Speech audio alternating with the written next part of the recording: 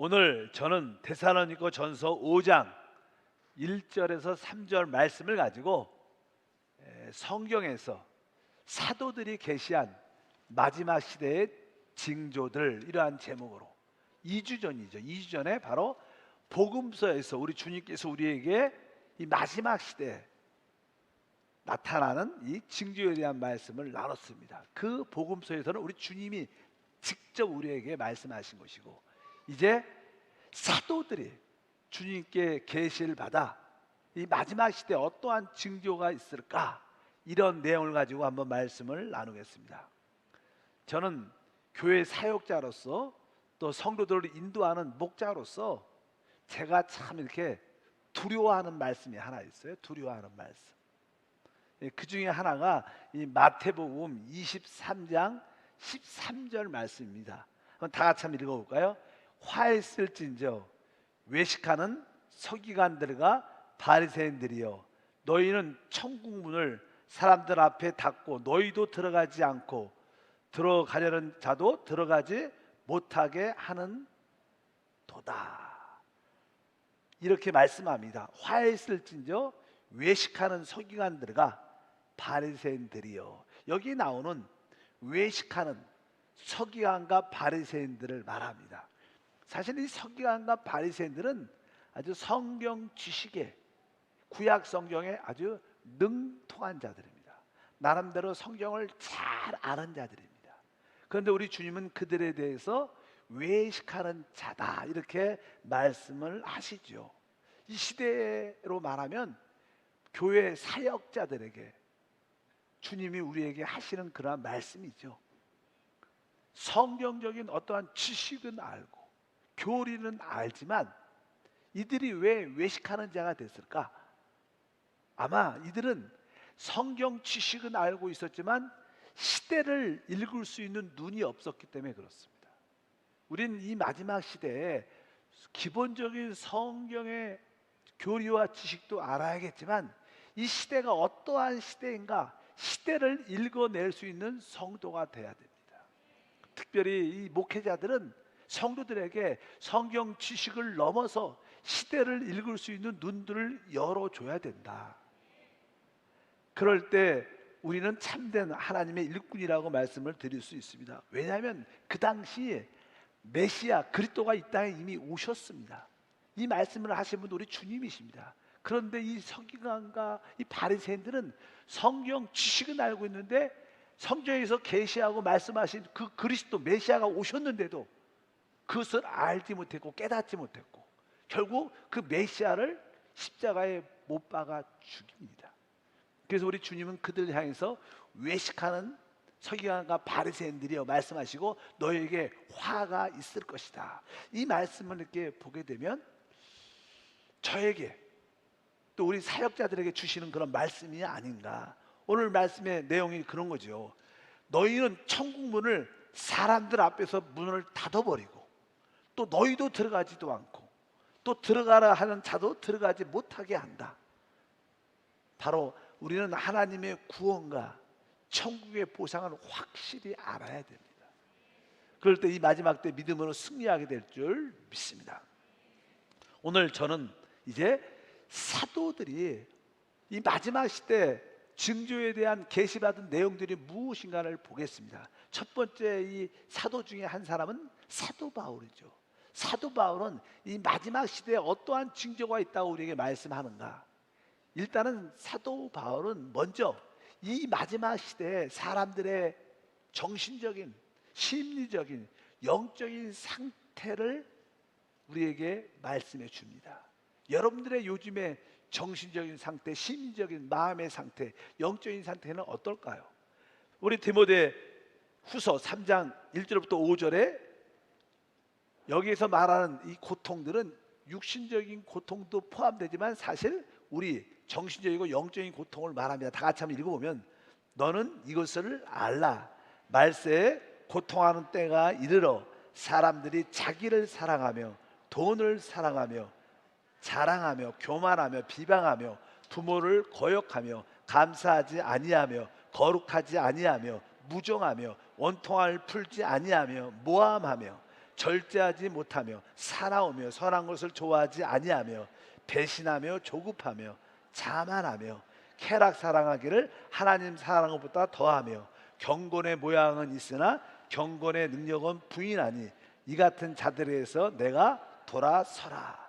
바로 우리가 이 마지막 시대에 사는 우리의 모습을 아주 적나라하게 보여주는 말씀입니다. 사단은 우리 사람을 이 마지막 시대에 아주 이기적인 인간으로 만들었습니다. 그리고 오직 세상을 사랑하도록 만든 것이 사단의 역사입니다. 자기의 유익을 위해서는 다른 사람을 밟아도 상관이 없다는 그런 모습, 나쁜 짓을 해도 양심의 가책감을, 죄책감을 느끼지 않습니다. 요즘 시대가 그런 시대예요. 전혀 양심의 가책도 느끼지 못하고 양심이 무뎌져서 양심이 진짜 있는지 없는지 모르는 그런 시대가 되고 있다는 것입니다. 요즘 시대는 세상 사람들이 죄를 져도 하나님의 심판, 하나님에 대한 두려움, 경외함이 전혀 없는 그런 시대입니다. 아마 세상이 그러니까 점점점 세상에 영향을 받는 교회들도 그런 모습을 갖고 있습니다. 오늘 말하죠. 오직 사람들이 자기만을 사랑하고 돈만을 사랑하고 오직 자기만을 자랑하고 교만하고 이런 이야기들 쭉 기록되어 있는 겁니다.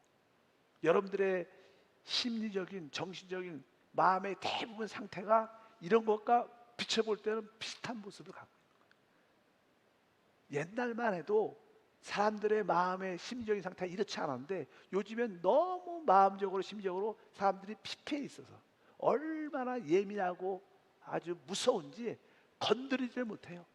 그냥 잘못 한번 쳐다보면 진짜 큰일이 날 것처럼 무서운 시대에 살고 있는 게 아닌가.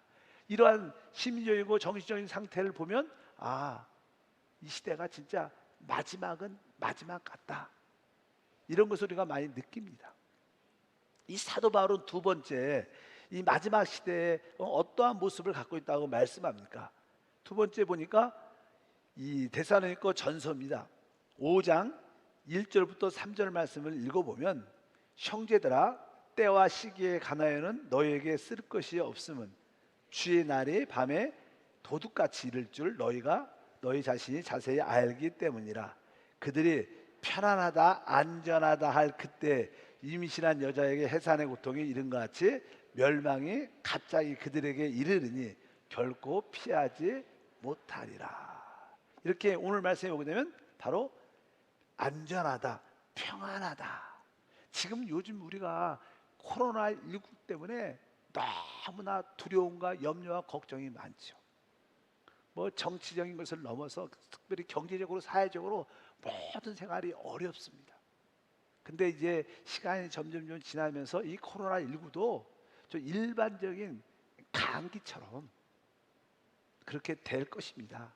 지금도 그런 모습이 있죠. 조금만 우리가 자세히 보면 이 코로나19는 그렇게 두려운 병은 아닙니다.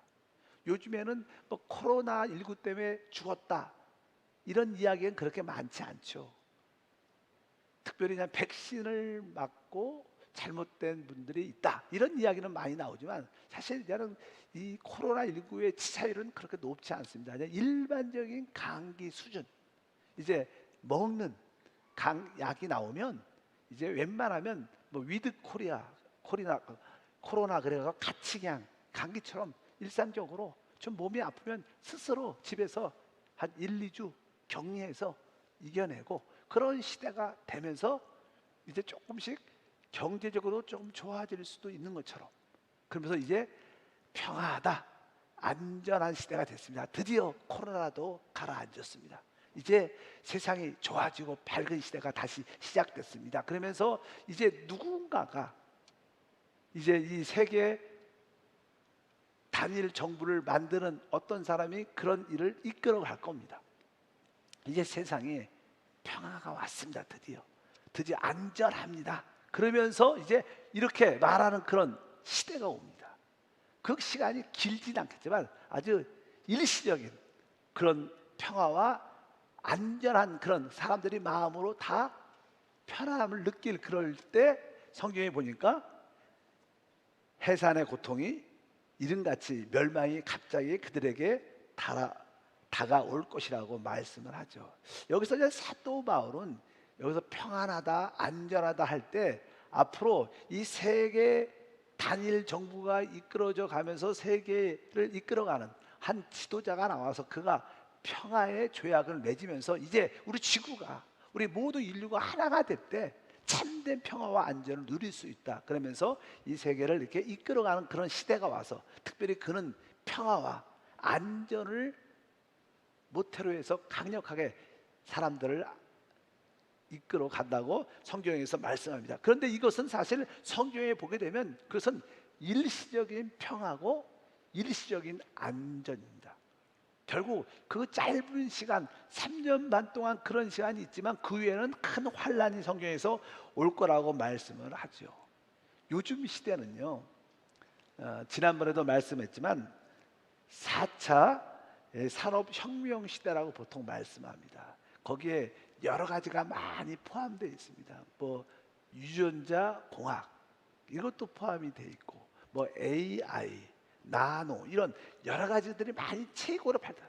우리 일상적인 사람들이 알고 있는 과학의 발달보다 실제로 과학은 무척 발달되어 있습니다. 앞으로는 이제 모든 도시가 스마트 도시가 됩니다. 모든 이 도시와 사람들과 하나로 연결이 되죠. 요즘에도 뭐 이렇게 핸드폰으로 내가 비닐하우스를 한다, 뭐 어떤 농사를 진다 그러면 다 스마트폰으로 이렇게 온도도 세팅하고 다 모든 것을 다 자연스럽게 모든 걸 다 하게 돼 있어요. 사실 뭐 밖에 나와 있어도 뭐 나의 온실 같은 것도 다 가정도 뭐 냉장고 뭐 음식 뭐 우리가 밥솥도 다 이 핸드폰으로 조절할 수 있는 그런 시대가 되고, 또 다 CCTV로 다 집의 상태를 다 볼 수가 있는 그런 상태. 이자든지 모든 이 지구가 또 모든 인류가 사람들이 서로 하나로 연결되는 그런 시대가 됩니다. 특별히 의학적으로는 얘기를 들어보면 이 나노라는 그런 게 나노라는 게 있어요. 나노 컴퓨터, 나노 칩, 나노 로봇. 그래서 이 나노라는 것은 진짜 세포만한 그러한 어떠한 컴퓨터 작은 물질인데, 그것이 요즘에는 이 나노 로봇을 우리 몸 안에 혈액에 집어넣어서 그것이 혈액을 타보면서 온몸을 돌죠. 돌면서 어떤 암에 있다면 암세포에 들어가서 약을 투입하고, 요즘의 시대는 이 뭐 사람들이 하는 그런 시대가 아니라 우리 눈으로도 보이지 않는 나노 로봇, 나노 컴퓨터 이런 시스템, 나노 칩 이런 것들을 통해서 사람의 건강을 다 관리하게 돼 있어요. 그런 시대가 실제로 지금 이 땅에 있습니다. 그런 시대가 되면 결국 사람의 건강도 이렇게 좋아지고 사람의 생명도 길어지면서 앞으로는 이런 나노 시대를 통해서 4차 산업혁명을 통해서 유토피아, 이 땅에 유토피아가 세워질 것이다. 그런 기대를 많은 사람들한테 줬죠. 그래서 이제 앞으로 이 세상이 좋아질 것이고 진짜 오래 살 수 있을 거야. 그리고 생명공학이 발달하고 유전자 공학이 발달하면서 뭐 유전자 가위 같은 거 나오지 않습니까? 우리 몸이 아이들이 어떤 잉태를 할 때 좋지 않은 요소를 미리 편집해서 좋은 유전자로 사람을 이렇게 만들어 낼 수 있는 뭐 인간 복제 이런 것도 있죠. 그 다음에 인공지능, 또 컴퓨터와 사람이 서로 이렇게 합해지는 이러한 시대를 우리가 실제로 살고 있는 거예요.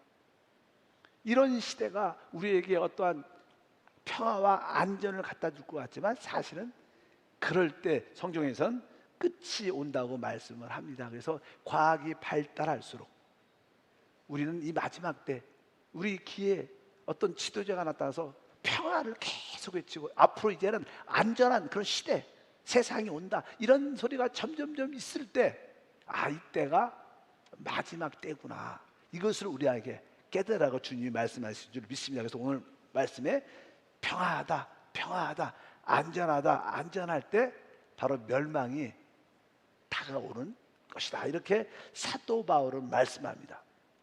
또 사도 바울은 또 이 마지막 징조 중에 하나가 뭐냐면 데살로니가 후서 2장 3절에 기록되어 있습니다. 읽어보면 누가 어떻게 하여도 너희가 미혹되지 말라.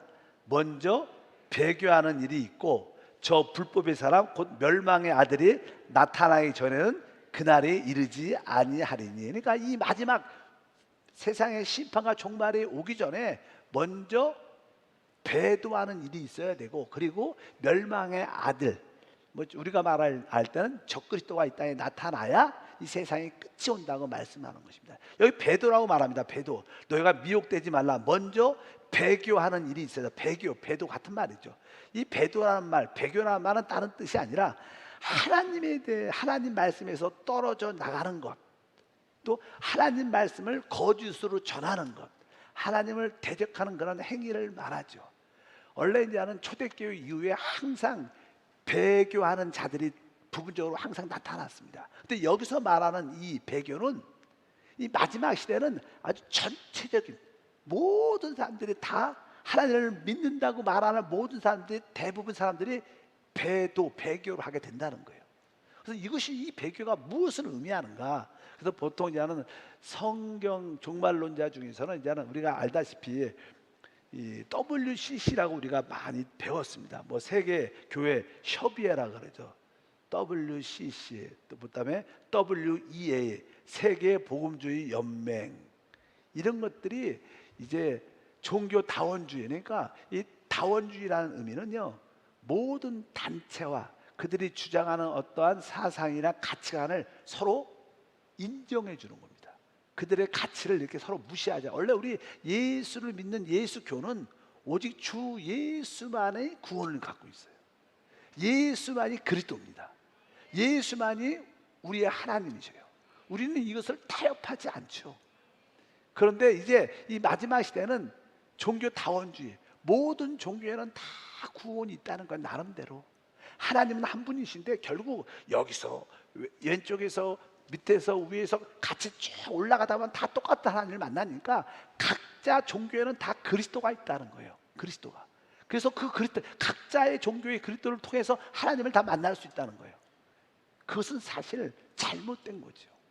지금 요즘 시대는 다 이러면서 종교를 통합하려, 모든 것을 사는 종교를 서로 인정하면서 다 모든 종교는 결국 구원이 있다고 가르치는 그러한 무서운 사상을 가진 단체들이 바로 WCC입니다. 그래서 우리가 WCC를 두려워하고 우리가 거기서 나와야 된다 막 그러죠. 그래서 나는 WCC에 대한 이야기를 많이 들었죠, 여러분들도.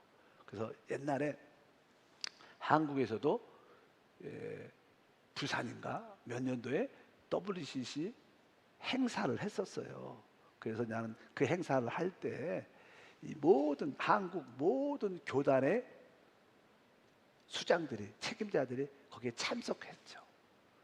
그때 아마 내가 기억으로는 우리 조영기 목사님도 참석을 했던 것 같아요. 그럼 조영기 목사님 WCC의 그 사상을 따라서 가는 게 아니라 그냥 올라오면 대한민국 교회 하면 조영기 목사잖아요. 크니까.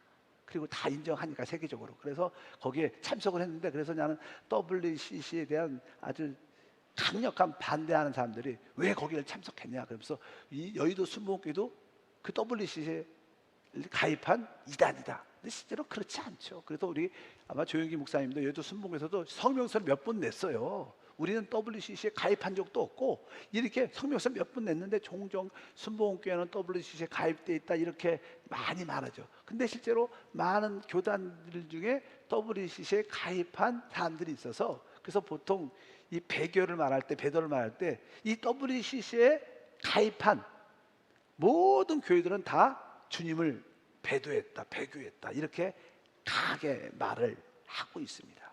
그래서 이 WCC, 이 세계 모든 종교 이렇게 하나로 일치 운동을 하는 주체가 셋이냐는 캐톨릭이 중심이 돼서 모든 종교를, 뭐 이슬람, 뭐 천주교, 아니 천주교에서 나는 중심으로 해갖고 뭐 이슬람이나 불교나 다른 여러 가지 힌두교 많은 종교들을 다 모아서 하나로 만드는. 왜? 이 마지막 시대가 되면요, 단일 정부를 이에 적그리스도가 세상을 만들어 갑니다. 단일 뭐요? 정부를 만드니까 단일 뭐가 있어야 돼요? 종교화 돼야 되는 거예요. 그리고 단일 화폐를 가져야 되는 거예요. 그래야지 이 세계를 하나로 이끌어갈 수 있죠. 그래서 이제 마지막 때는 이 세 가지의 모습이 나타나는 거예요. 단일 정부가 이제 앞으로 점점 만들어질 것이고, 또 이것을 위해서 단일 종교, WCC 중심으로 해서 단일 종교를 만들어가고, 또 하나는 무엇입니까? 바로 단일 화폐를 만들어서 세계의 경제를 통째로 이끌어가는 그러한 모습이 마지막 시대의 모습이다. 그래서 여기에 세 가지에 관련될 때 바로 배교에 관련된 일을 한다. 그러니까 어떠한 교회도 참된 크리스찬들은 이 단일 정부에 참여하면 안 되는 거예요. 단일 종교에 참여하면 안 되는 거예요. 또 단일 화폐 666에 거기에 칩이나 인을 받으면 안 되는 겁니다. 우리가 마지막 때 우리가 깨어 있어야 되는 거예요. 우리가 만약에 거기에 가입이 된다면 우리는 주님을 배도하는 거죠. 주님을 떠나는 겁니다. 우리가 그렇게 나는 그런 의도가 아닌데 그럴지라도 하나님 볼 때는 그것은 배교고 배도다. 그래서 오늘 말씀에 그렇게 기록되어 있지요. 누가 어떻게 하여도 너희가 미혹되지 말라. 먼저 배교하는 일이 있고, 그리고 나서 뭐라고 썼습니까? 저 불법의 사람 곧 멸망의 아들이 나타나기 전에, 그러니까 멸망의 아들, 바로 그리고 이 세상 단일 정부를 이끌어가는 그 지도자를 말하죠. 그가 적그리스도가 되는데 그가 나타날 때까지, 그가 나타나고 짧게 이 세상을 통치하고 결국 그때 멸망이 온다, 이렇게 말씀을 합니다. 그래서 이런 뜻이구나 한번 좀 이루고, 사도 바울은 마지막 때 단일 정부가 세워지는구나, 또 종교를 단일 종교로 만들어서 하나님을 배교하는구나. 그런데 많은 믿는 사람들이 거기에 참여하게 되는 일들이 있을 것입니다. 또 단일 화폐, 뭐 요새 뭐 전자화폐, 디지털 화폐 얘기하는데 모든 것이 통용이 되면서 세계의 그런 역사가 나타날 것이다. 거기에 참여해서는 안 될 것이다. 그래서 특별히 그 멸망의 아들에 대한, 적그리스도에 대한 설명이 그냥 다니엘서에 기록이 되어 있어요. 뭐 성경의 역사를 쭉 보면 이스라엘에게는 지금 우리가 교회 시대라 해요. 교회 시대 이후 교회가 이제 영적으로 휴거가 되게 되죠. 교회 시대 이후에 하나님은 이 땅의 백성이었던 이스라엘에게 마지막 기회 7년을 줍니다. 이스라엘 위해서 마지막 한 이래가 있는데 그 한 이래 동안 이스라엘 역사를 마지막으로 다루고 있는데, 그것이 다니엘서 9장 27절에 기록되어 있어요. 한번 읽어보니까, 그가 장차 많은 사람들과 더불어 한 이래 동안 언약을 굳게 맺고, 여기 그건 앞으로 이 세상의 정부를 이끌어갈 한 지도자를 말하죠. 세계 전체, 세계를 이끌어가는 지도자, 뭐 그걸 적그리스도라 말하는데, 그가 장차 많은 사람들과 더불어 한 이래 동안, 한 이래는 7년을 말합니다. 한 이래 동안 언약을 굳게 맺는다. 그러니까 많은 사람들과 더불어, 많은 사람, 그러니까 이 어떤 지도자가 나타나서 이제 많은 나라들과 언약을 맺게 되죠. 내가 세계 평화를 위해서, 경제 회복을 위해서, 세계의 모든 생명의 안전을 위해서 내가 이 세상을 아주 좋게 이끌어가겠습니다. 그래서 많은 사람들과 언약을 특별히 나는 이스라엘 중심으로 언약을 맺게 돼. 이스라엘뿐만 아니라 그 주변에 있는 나라들, 또 모두 세계에 있는 열방들과 언약을 맺습니다. 7년 동안 언약을 맺는데 거기 읽어보니까 언약을 굳게 맺고 그가 그 이래의 절반의 제사 예물을 금지할 것이며, 이렇게 말합니다. 아마 특별히 우리가 성경을 해석할 때 없었던 예루살렘에 하나님의 성전이 나타납니다. 이게 건축돼요. 그래서 이스라엘 백성들이 그 성전에서 회복된, 다시 재건된 성전에서 그들이 오늘 말씀이니까 제사와 예물을 드리게 됩니다. 그래서 3년 반 동안은, 7년 중에 3년 반 동안은 마음껏 이스라엘 백성들이 야훼 하나님께 제사와 예물을 드리다가 3년 반이 딱 됐을 때 그가 어떤 사건으로 이렇게 다치게 되고, 근데 그가 죽었다가 이 다시 살아나는 놀라운 일이 일어나서 그때부터 사단의 영이 그에게 들어감으로 말미암아 그때부터 그가 적그리스도, 자기가 하나님이라고 말하면서 이 땅을 강력하게 통치하게 되는데, 여기 보니까 그 일의 절반에 제사와 예물을 금지할 것이며, 또 포악하여 가증한 것이 날개를 의지하여 설 것이며, 또 이미 정한 종말까지 진노가 황폐하게 하는 자에게 쏟아지리라 하였느니라 하니라. 여기서 나오는 것이 바로 앞으로 단일 정부의 어떤 지도자가 나타날 때 그 사람에 대한 어떤 예언의 말씀인 것을 우리가 분명히 알아야 됩니다. 그래서 이 마지막 때 이 징조는 아까 말씀드린 정신적으로 영적으로 아주 피폐한 모든 사람들의 상태 가운데 있을 것이고, 오직 자기만 아는 아주 집단 이기주의로, 한국도 벌써 뭐 보면 집단 이기주의가 가득하죠. 어떤 동네에 어떤 뭐 화장터나 어떤 조금 이렇게 비호감적인 어떤 건물을 지려면 우리 집값 땅값 떨어지니까 안 된다. 다 반대합니다. 요즘의 시대는 다 그래요. 그런 이야기들이 되게 많죠. 그런 모습들. 또 오늘 아까 말씀한 것처럼 영적인 이러한 상태의 모습이 마지막 때 나타날 것이다. 사도 바울은 우리에게 이렇게 말씀합니다. 이런 말씀을 통해서 마지막 시대가 이런 일들이 있구나. 특별히 모든 참된 믿는 자들조차도 주님을 떠나는 배도하는 그런 일들이 일어날 것이다. 많은 교회들이 주님을 떠나는 그런 모습을 갖게 될 것이다. 이렇게 이야기를 드릴 수 있습니다. 두 번째는 이제 베드로는 어떻게 이 마지막 시대에 대한 말씀을 했는가? 베드로는 이렇게 말씀했습니다. 베드로 후서 3장 3절에 이렇게 말합니다. 먼저 이것을 알지니 말세에 조롱하는 자들이 와서 자기의 정욕을 따라 행하며 조롱하며. 이 말씀은 이 말세에 조롱하는 자들이 와서 이렇게 말씀을 조롱한다. 사실 이 성경 말씀을 보게 되면 우리가 신앙의 중요한 요소 중에 하나는 종말론적인 신앙을 갖는 겁니다. 이것은 주님이 우리에게 가르쳐준 가르침이고 사도들이 가르쳐주신 가르침이고 또한 초대교회의 가르침이 항상 종말론적인 그런 믿음을 갖고 우리가 신앙생활을 하는 것이 맞습니다. 근데 우리는 종말하면 곧 날짜가 정해져서 얼마 남지 않았다 이런 이야기를 계속 교회 안에서 흘러나왔기 때문에 또 그런 예언의 말씀들이 대부분 틀렸습니다. 그래서 사람들이 종말이 언제 온다 이런 이야기 들으면 이제 많이 몇 번 속아봤기 때문에 그런 말씀에 식상해 있어요. 이 세상을 봐라, 하늘과 땅을 봐라, 한 번도 변하지 않았는데 무슨 종말이 오겠느냐. 이런 많은 사람들이 이 종말론 이야기를 하면 조롱합니다. 우습게 봐요. 또 시작이래, 또 그만하네, 이렇게 하면서 이 마지막 시대 이런 그걸 건드립니다. 말세에 조롱하는 자들이 많다는 거예요. 그러나 우리가 이 마지막 때 깨어 있어야 돼요.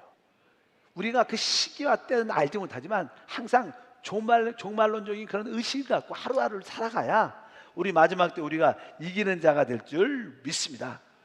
그러나 한세교회 성도들은 진짜 우리가 사는 이 시대가 마지막 시대고 주님이 다시 오실 수 있다는 그런 기대를 갖고 우리가 믿음으로 살아야 될 줄 믿습니다. 우리는 이 종말 이야기할 때 늘 깨어 있어야 돼요. 그런 말씀을 우습게 보고 그렇게 말한 자를 조롱하고 비웃고 기롱해서는 안 될 것이다. 마지막 시대가 되면 특별히 이런 이야기를 많이 하면 우습게 보죠. 특별히 이 교회가 큰 교회일수록 이 종말에 대한 이야기를 전혀 안 합니다. 여러분도 유튜브에 한번 들어가 보세요.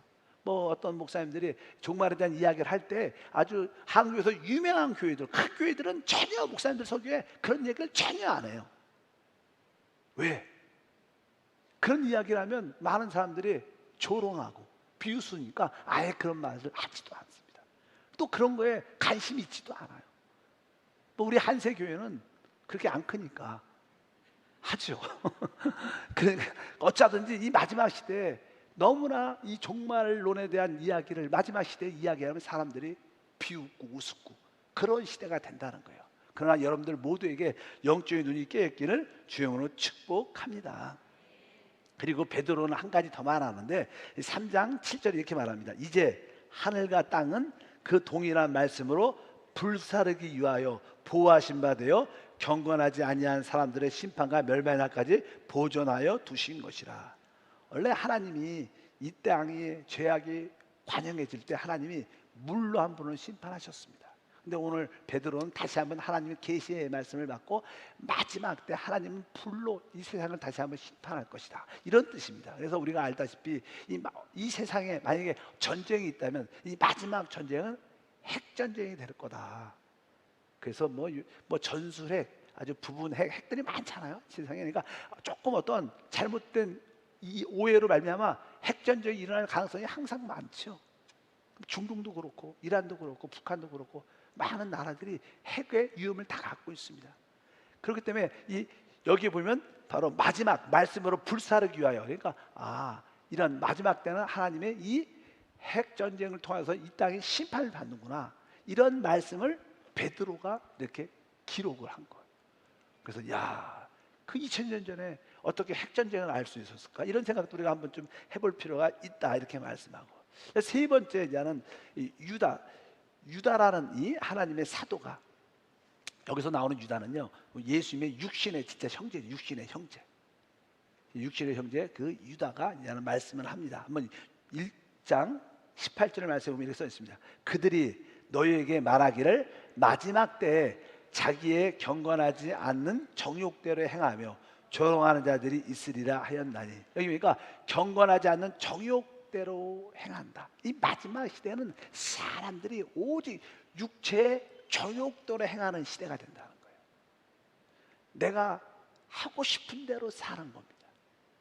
뭐 이 로마가 멸망하게 된 이 마지막 모습 중에 하나가, 요즘에 보면 이제 비하하는 것은 아닙니다. 요즘에 보면 이렇게 먹방이라고 있어요. 먹방. 그래서 이 먹는 걸 갖고 주로 이 TV에서 나오는 거야. 그러니까 우리가 잘 못 먹으니까 다이어트 때문에 그냥 남들이 먹는 걸 갖고 대리 만족을 하는 거야. 그래서 그냥 먹방이 방송이 많아요. 이 먹방은 뭐예요? 사람이 육체적인 어떤 쾌락을, 먹는 즐거움을 위해서 방송이 되는 그런 방송이에요. 대부분 이런 먹방 같은 방송이 많으면 로마 시대도 이런 먹방 방송 같은 게 시대가 있어요. 그리고 결국 로마는 망합니다. 그러니까 이 마지막 시대 중에 하나의 현상 중에 그러한 오직 어떤 또 먹고 다시 토하고 또 먹고 토하고 또 먹고 그런 오직 육체의 그 먹는 쾌락을 느끼는, 이것도 하나의 정육 중에 일반적인 가장 기본적인 모습이죠. 옛날에는 그런 거 없었죠. 요즘에 특별히 그러죠. 그리고 이제 여기 모든 정욕도를 행한다는 뜻은요, 육체의 아주 정욕을 만족하기 위해서, 자기의 정욕의 쾌락을 위해서 산다는 겁니다. 그래서 우리가 이제 보통 이제는 남자와 여자가 결혼해서 사는 것은 아름다운 거죠. 또 후손을 낳아야 되죠. 근데 이제는 우리가 말하는 동성애, 이런 얘기가 나오는 거예요. 우리가 뭐 동성애가 소돔과 고모라에도 가득해서 결국 소돔과 고모라가 불로 심판을 받죠. 그런 것처럼 이 정욕도를 행한다는 사람들의 특징은 그냥 동성애가 넘쳐난 겁니다. 우리 한국도 이 동성애 문제가 얼마나 심각한지 모릅니다. 뭐 이런 이야기지만 그래도 이 어떤 수간이라 그래. 수간, 그 뭐냐면 짐승과의 관계를 맺는 거예요. 짐승과 아주 막 생각만 해도 더러운 것 같아. 일단은 생각지 않도록 아주 음란하고 아주 안 좋은 방송 같은 데 보면 그런 모습도 막 막 그런 영화도 있고, 동물들과의 뭐 그러한 관계를 아주 막 추구하는 이상한 남자들, 이상한 여자들이, 그런 것들도 이 마지막 시대에 오직 정욕 때문에 그런 것도 있고, 그 다음에 이제 지난번에도 한번 그렇게 말했어요. 요즘은 이렇게 로봇 시대. 뭐 요새 일본에서 보면 이렇게 치매 노인을 위해서 이 로봇을 만들어서 이게 항상 그 치매 어르신과 대화를 해주고, 이렇게 사실 대화를 해야 돼 사람이. 그래야 되니까 그런 치매를 돌보는 로봇도 만들었지만, 또 이것이 발달해 갖고 자는 그 남자든 여자든 그들의 성욕을 만족시키는 그런 대리 로봇도 만들어줘. 로봇과 섹스를 하는 그런 시대가 생각보다 우리 크리스찬들은 그런 데 별로 관심이 없죠. 그런 방향 보지도 않지만 이 세상에 이 바닥에 있는 사람들은요, 별짓을 다 합니다. 하나님 볼 때는 다 보시죠. 그런 무서운 시대가 됩니다. 앞으로는 조금은 로봇이 이렇게 좀 발전이 되면요, 어떤 감정도 이입이 되죠. 그래서 이 사람하고 살면 아주 감정이 이렇게 서로 부딪히고 부부싸움하고 힘들어져. 그리고 이혼하면 유자라도 줘야 되니까 복잡한 거야. 그러니까 그냥 아예 로봇하고 결혼하고 살아. 감정도 있고 자기 필요, 마음에 안 들면 폐기시키고 또 사면 되니까. 이런 시대가 조만간에 확산이 돼요. 이게 다 이거예요. 오직 정욕대로 자기의 정욕을 만지는 그런 시대에 우리가 살고 있는 것을 분명히 여러분들이 아셔야 될 줄 믿습니다. 그래서 성경에 아까 유다서가 말한 것처럼 이 마지막 시대는 바로 사람이 오직 그 정욕의 만족을 위해서 모든 일을 행하는 그런 시대가 바로 우리가 사는 그런 시대인 것을 분명히 알아야 됩니다. 그리고 나서 이제 성경에 보면 그런 계시의 말씀을 많이 한 게 그냥 사도 요한이죠. 아까 우리가 사도 바울, 베드로, 여기 유다, 그리고 여기 마지막으로 이제는 사도 요한은 우리가 그동안 계시록 뭐 일곱인 일곱 나팔, 일곱 대접 이런 이야기를 공부했기 때문에 어느 정도 알죠. 이제 이 사도 요한은 어떻게 계시하고 있느냐? 이제 사도 요한이 이렇게 여섯째 인을 뗄 때 이 땅에 하나님의 심판이 시작되죠. 여섯째 인을 뗄 때. 그래서 여섯째 인에 대한 이런 말씀이 기록되어 있습니다. 우리 계시록 6장 12절과 14절 읽어보니까 내가 보니 여섯째 인을 떼실 때 큰 지진이 나며 해가 검은 털로 짠 상복같이 검어지고 달은 온통 피같이 되며 하늘의 별들이 무화과 나무가 대풍에 흔들려 설익은 열매가 떨어지는 것 같이 땅에 떨어지며 하늘은 두루마리가 말리는 것 같이 떠나가고 각 산과 섬이 제자리에서 옮겨지며 여기서 말하는 대본은 앞으로는 이 마지막 시대는 기근이 많을 것이고 지진도 많고 또 전쟁도 일어나고 그 다음에 질병이 이렇게 많이 퍼지고 하늘 천체들이 막 흔들리는 기후 이상으로 말미암아 그런 일들이 많이 나타날 것이다. 우리가 사는 시대가 바로 그런 시대입니다. 뭐 기근, 뭐 전쟁에 대한 이야기, 항상 공포에 대한 이야기, 그런 많은 문제들이 우리 가운데 나타납니다. 그래서 우리가 사는 이 시대에 기상 이유로 인하여 날마다 한 번도 경험하지 못한 그런 날씨들을 또 자연재해를 겪고 있어요. 그래서 야, 이게 그런 모습들 징조 중에 하나구나 이것을 알아야 됩니다. 그리고 아까도 말씀드린 것처럼 사도 요한은 이 마지막 시대에 누가 적 그리스도가 나타나야 진짜 마지막 시대고 끝이 나는 시대입니다. 그래서 그냥 적 그리스도의 출현에 대한 말씀을 합니다. 한번 읽어볼까요? 우리 계시록 13장이죠. 1절부터 3절, 5절, 8절 여기 보면 이제는 적 그리스도가 나타나요. 어떻게 시작되는 어디서 나오는가 설명을 합니다. 1절부터니까 내가 보니 바다에서 한 짐승이 나오는데 뿔이 열이요 머리가 일곱이라 그 뿔에는 열 왕관이 있고 그 머리들에는 신성을 모독하는 이름들이 있더라.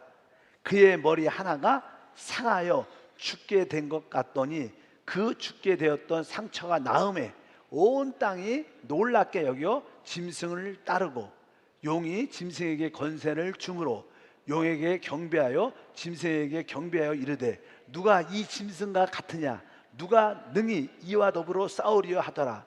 또 짐승이 과장되고 신성 모독을 말하는 입을 받고 또 42달 동안 일할 권세를 받으니라. 죽임을 당한 어린 양의 생명책에 창세 이후로 그 이름이 기록되지 못하고 이 땅에 사는 자들은 다 그 짐승에게 경배하리라.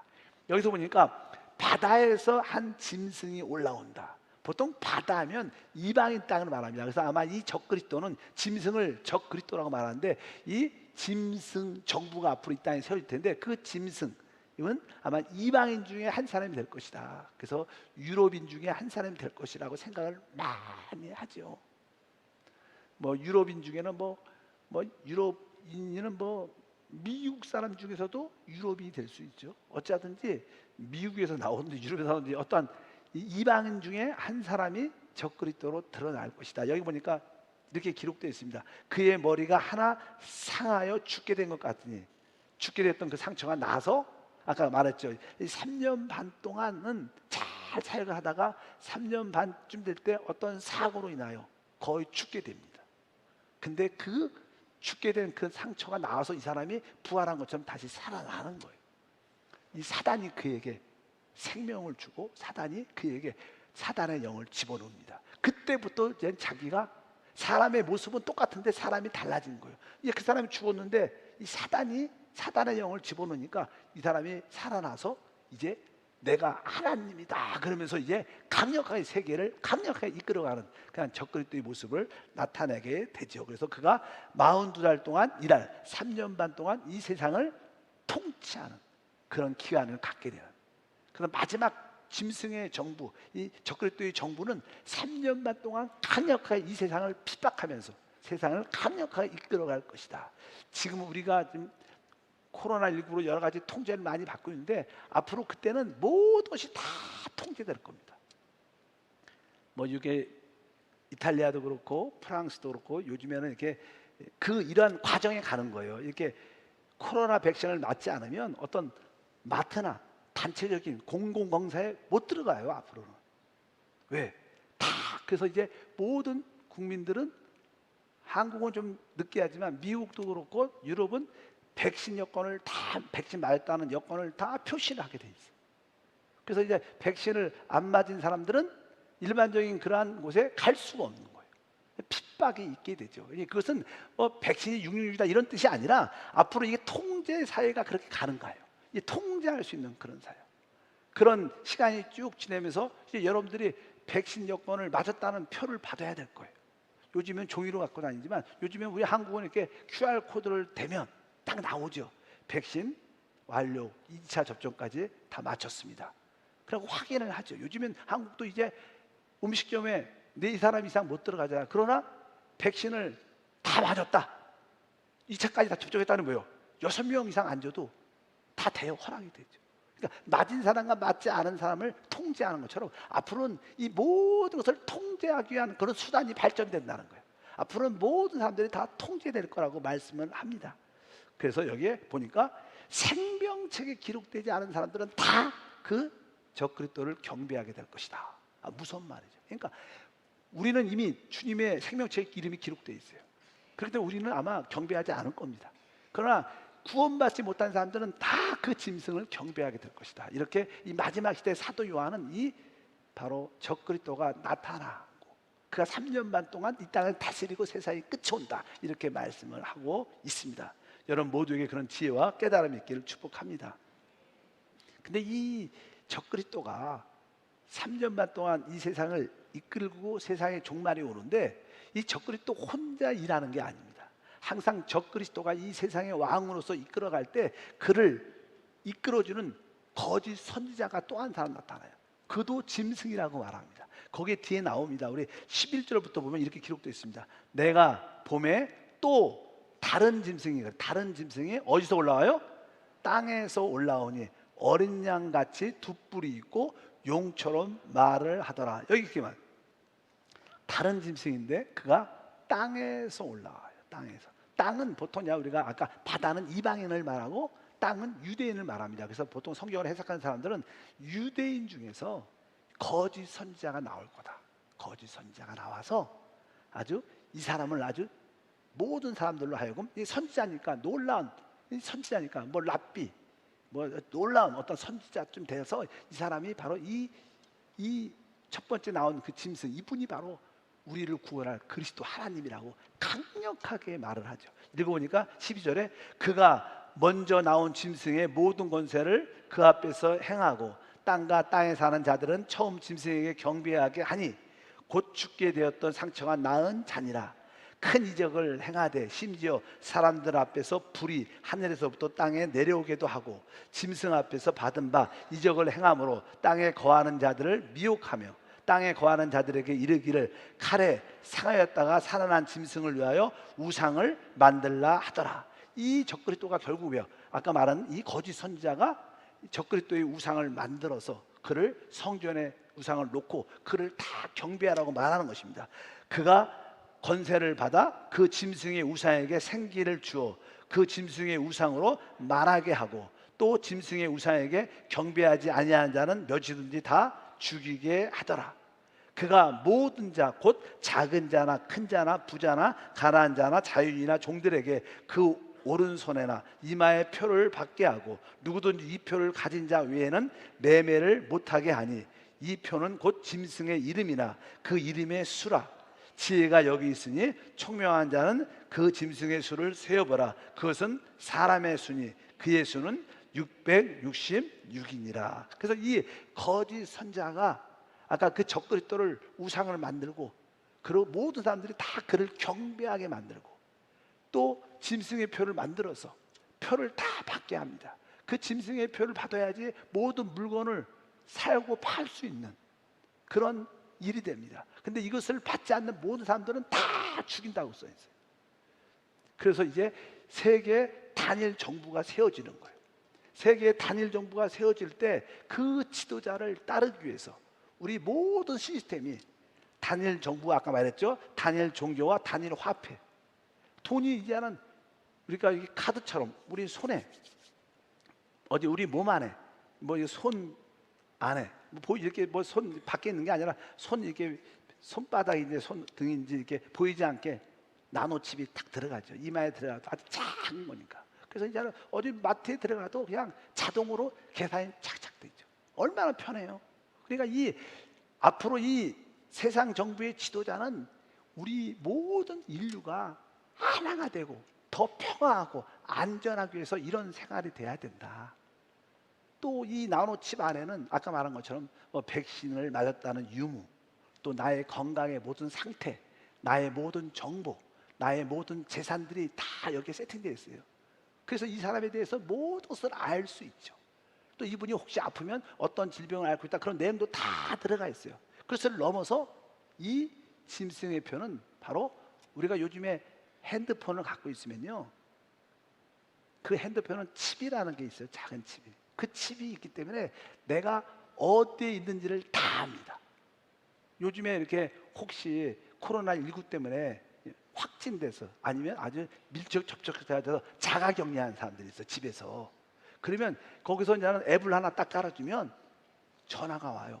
이게 핸드폰하고 같이 안 다니고 핸드폰만 가만 놔두면 왜 핸드폰을 안 들고 있느냐. 그리고 핸드폰이 안 움직이면 거기에 다 표시가 나니까 왜 어디 나갔느냐. 순간순간 거기서 확인 작업을 다 합니다. 그러니까 이 핸드폰에도 뭐예요? 그 작은 칩으로 우리의 위치가 다 통제됩니다. 근데 그 핸드폰이 아니라 이제 그 나노칩이 우리 몸 안에 딱 들어오니까 우리 모든 사람이 다 통제되고 정확하게 합니다. 그 나노칩 안에는 아까 말했죠. 백신을 맞았던 유무, 거기에는 우리의 건강 상태, 또 우리의 돈, 재산도 들어있고, 뭐 계산을 뭐 바코드 좀 쫙 해고 얼마 계산을 해야 되니까, 또 아까 말한 것처럼 바로 우리의 위치가 다 사생활이 없게 되는 거예요. 앞으로 이 세상 정부의 이 지도자는 그 시스템을 통해서 모든 사람을 다 통제합니다. 사실 사람에게 가장 자유는 뭐예요? 중요한 것은 자유입니다. 근데 그런 자유를 상실하는 거예요. 모든 사람들이 그 손 안에 통제되고, 그 표를 받지 않는 사람들은 오늘 말씀에 다 죽인다, 이렇게 말합니다. 그런 시대가 올 때 바로 곧 세상이 멸망하고 하나님 나라 이 땅에 세워지는 역사가 함께할 줄 믿습니다. 사도 요한은 뭐 더 많은 말도 했지만 그동안 공부를 많이 했기 때문에 이러한 모습들, 이 마지막 시대는 바로 이 이방인 중에 적그리스도가 나타나고 유대인 중에서 바로 거짓 선자가 나타나서 이 적그리스도와 거짓 선자가 하나가 돼서 이 세상을 강력하게 통치를 3년 반 동안 할 것이다. 자기 뜻대로 따르지 않는, 짐승의 표를 받지 않는, 666을 받지 않는 사람들은 다 죽인다는 거예요. 그래서 우리 믿는 사람들이 혹시 남아있다면 이런 말씀을 기억하고 짐승의 표를 받지 않고 우리가 어떻게 끝까지 죽으면 죽겠다는 그런 믿음의 결단을 가져야 된다. 이것은 성경의 가르침이에요. 여러분들은 여러분 자녀들에게, 여러분 가족들에게 이런 얘기를 해야 돼요. 공부 잘하는 것도 중요하지만 혹시 엄마가 없어도 이런 일이 있으면 너 짐승의 표 받지 말고 순교하는 믿음으로 살아야 된다. 이런 것을 우리 자녀들에게도 가르칠 필요가 있어요. 그렇지 않으면 영원한 멸망에 던져지는 것을 우리가 알아야 된다. 이런 이 마지막 시대, 성경의 기본적인 교리도 알아야겠지만 시대를 읽을 수 있는 성도가 돼야 돼. 너무 이 시대에 무관심하고 살면 안 됩니다. 우리가 사는 시대가 진짜 마지막 시대가 됐다. 내가 인식하고 다시 오실 그리스도를 기다리는 그런 지혜로운 우리 모두가 돼야 될 줄 믿습니다. 그래서 2주 전에는 주님께서 직접 말씀하신 마지막 시대의 징조들, 또 오늘은 뭐예요? 사도들이 마지막 시대의 징조들을 어떻게 표현하고 있는가? 바울은 어떻게 표현했고, 베드로는 어떻게 말씀했고, 유다는 어떻게 말씀했고, 사도 요한은 어떻게 말씀했는가? 이런 모습들이 있을 때 마지막 시대의 모습을 우리가 깨달을 수 있다는 거예요. 여러분 모두가 지혜가 있기를 축복합니다. 이런 것을 깨달을 수 있는 총명이 있기를 축복합니다. 그래서 마지막 때 우리가 이기는 믿음의 사람으로 세워져야 될 줄 믿습니다. 하나님 감사합니다. 다시 한번 우리 모두에게 하나님 말씀을 깨달을 뿐만 아니라 시대를 읽을 수 있는 영적인 안목을 허락해 주셔서 다시 오실 주님을 준비할 수 있는 지혜로운 자도 되게 하옵소서. 오직 생명책에 기록한 자만이 주님의 믿음을 지킬 수 있고, 그렇지 않는 모든 자들은 오늘 말씀에 적그리스도를 경배한다고 말씀합니다. 그 두려운 말씀들을 다시 한번 인식하고 깨닫도록 이끌어 주시고, 이것이 나에게만 해당되는 게 아니라 우리 온 가족이 알고 믿음을 지키도록 축복해 주옵소서. 주 예수 이름으로 기도합나이다. 아멘.